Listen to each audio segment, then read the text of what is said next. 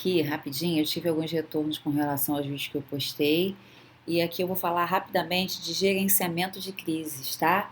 Caiu bastante na última prova do TRF2 de Segurança e Transporte e agora a gente vai tratar de alguns temas basicões, né? Lógico que não dá para aprofundar aqui, mas que são importantes para a tua prova. Bom, primeiro você tem que saber o que seria esse gerenciamento de crise, né? Então é todo um esquema para conter alguma crise, né? Então, assim, é algo que necessite de uma intervenção da polícia, uma intervenção específica. Essa intervenção pode ser uma negociação, pode ser uma invasão tática por um grupo especial, ok? Então, assim, você vai gerenciar algo que saiu daquela normalidade. Uma crise mesmo, tá? E para isso é necessário uma solução aceitável. Então, assim, uma intervenção da polícia, ok? Pode ser uma intervenção mais simples, pode ser uma negociação e pode ser também uma invasão tática, tá? Quando a gente fala em gerenciamento de crise, você pensa assim, algo com reféns, tá? Pode ser que não tenha, mas pensa assim, reféns, algum assalto numa agência bancária, por exemplo, ou um ataque terrorista, algo bem grande, tá? Uma crise que necessite de uma gestão, uma coordenação, de uma coordenação maior, tá? Por várias pessoas, onde haja um comandante, onde haja vários policiais, pode ser de uma força tática, pode ser de várias forças táticas, podem ser policiais de ronda, ok? Mas pensa assim, numa crise, algo que saiu da normalidade, é necessário uma solução aceitável para essa crise, ok? Bom, esse gerenciamento de crise existe por algum motivo, né? Assim, tudo na sua vida você faz um planejamento. Então, assim, para gerenciar uma crise é necessário que você faça um planejamento. Existem duas finalidades para esse gerenciamento de crise. Primeiro, a preservação de vida e a aplicação da lei. A ideia principal é preservar as vidas, ok? E também aplicar a lei. Lógico que nem sempre a gente consegue administrar aí as duas principais finalidades, ok? Então, a principal é realmente a preservação de vidas e, consequentemente, a aplicação da lei também, tá bom? Bom, o que é importante que cai muito em prova? Existem três critérios para a tomada de decisões numa crise, tá? Então, são três critérios para a tomada de decisões. Quais são esses critérios? Então, é necessidade, validade e aceitabilidade, tá? Necessidade, validade e aceitabilidade. Quando a gente fala em necessidade, você pensa assim: é necessário essa tomada de decisão? Essa tomada de decisão é estritamente necessária? Se ela for necessária, a gente vai tomar essa decisão, tá? Então, necessidade é quando você pensa assim: essa decisão ela é estritamente necessária?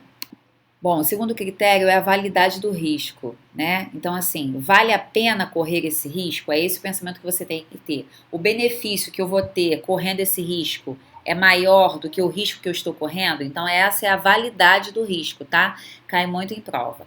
E o terceiro critério é a aceitabilidade. Esse risco, ele está dentro, essa tomada de decisão está dentro dos princípios, dos preceitos legais e éticos. Então, são esses três critérios para a tomada de decisão, ok? Então, a necessidade, é necessário, essa tomada de decisão, ela é necessária? É estritamente necessária? Se sim, eu irei tomar. Ela é válida, né? Vale a pena, validade do risco, vale a pena correr este risco? Então, é válido tomar este risco? E o terceiro é a aceitabilidade, tá? A aceitabilidade é quando você coloca esse risco dentro dos preceitos morais e dos preceitos éticos. Você não pode fugir da moralidade nem da legalidade.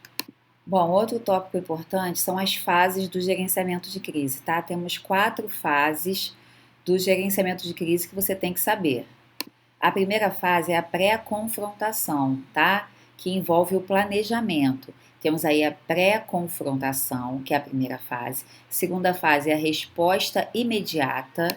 A terceira fase é o plano específico e a quarta fase é a resolução, ok? Então temos a pré-confrontação, a resposta imediata, o plano específico e a resolução. Essas são as 4 fases do gerenciamento de crise. A pré-confrontação, como eu disse, é como um planejamento, é você se preparar para essa crise, tá?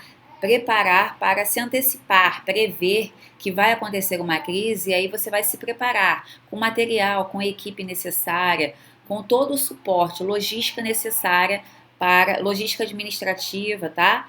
Então, assim, toda a parte do planejamento mesmo está dentro dessa fase de pré-confrontação.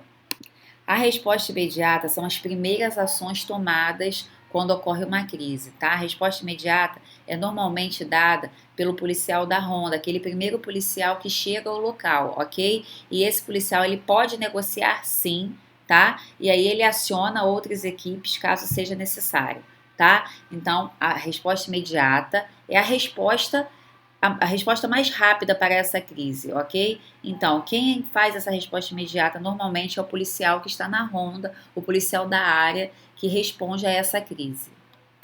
Bom, o plano específico é aquela fase em que o comandante da cena, né, que a gente chama comandante da cena ou gerente da crise, é o cara que comanda toda essa operação de crise. Ele vai buscar uma solução para o caso, tá? Então é o plano específico, ele vai colocar em ação o plano de resolução, ok? Então o plano específico é aquele plano em que o comandante da crise, ele vai colocar em ação toda aquele plano, aquele planejamento, ele vai colocar em ação, ok? E a fase de resolução é aquela de tomada de decisão, né? Eu vou fazer o quê? É essa tomada de decisão? É essa a decisão final, tá? Essa é a fase de resolução. Essa fase de resolução, você pode precisar empregar apenas a negociação, você pode precisar porque ele se rendeu, né? Então, de repente, o agressor, ele se rendeu, ok? Você pode precisar usar uma invasão da equipe de tática, você pode utilizar aí um sniper, um atirador de elite, você pode utilizar armas letais, ok? Então, assim, a gente vai falar um pouquinho aqui da resolução. Eu tenho um esqueminha aqui, ó, de alternativas táticas, tá? Que o comandante da crise, o gerente da crise, ou então você pode ver também gerente do teatro de operações, tá?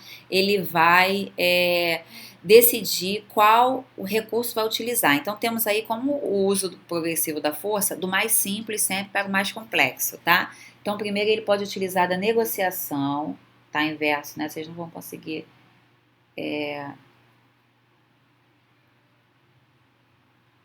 vocês não vão conseguir pegar. Mas enfim, a primeira alternativa tática é a negociação, tá? Ó, negociação. Depois você tem aí as técnicas não letais, ok? Primeiro ele vai tentar negociar, depois ele vai tentar fazer as técnicas, utilizar as técnicas não letais. Deixa eu ver se eu consigo aqui. Se as técnicas não letais não deram certo, a gente vai utilizar o tiro de comprometimento, que é o sniper, tá?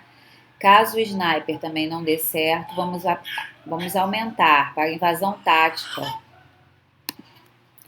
Então, se o tiro de comprometimento não der certo, a gente vai partir para a invasão tática e aí sim teremos a solução da crise, tá?